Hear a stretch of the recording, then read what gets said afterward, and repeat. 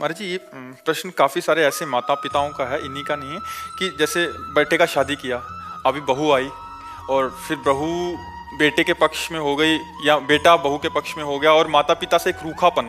फिर कह रहे हैं कि ऐसी स्थिति में जिसको पाला पोसा बड़ा किया और जब उसकी तरफ से कटुता होती है तो महाराज जी जब बड़ा हृदय वृदीन। आपकी समस्या नहीं है, बहुत माता पिताओं की समस्या है।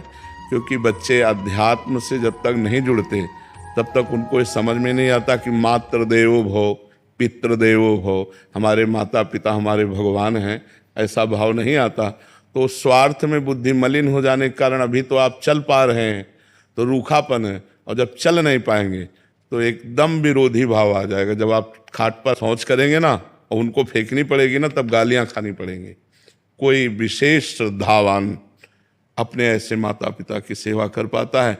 नहीं तो बहू सास को पीट रही है, बेटा माँ पिता को मार रहा है लात डंडों थप्पड़ों से। आसुरी बुद्धि है जो अपने माता पिता को मारे पीटे कष्ट दे, उनको गालियां दे। दैवी बुद्धि है कि उनके चरण छुए, उनको भगवान की दर्जा दे और उनका पोषण करे। अवस्था जैसे जैसे ढलती जाए तो वैसे दुलार करे जैसे हमारा दुलार माता पिता ने किया। बेटा और बहू भी तो एक दिन बूढ़े होंगे। हाँ, देखो, अगर हम अपने माता पिता को कष्ट देते हैं तो हमारे जो पुत्र होंगे वो हमको उससे 100 गुना बढ़ के कष्ट देंगे, क्योंकि वो ब्याज भी तो मिलेगा।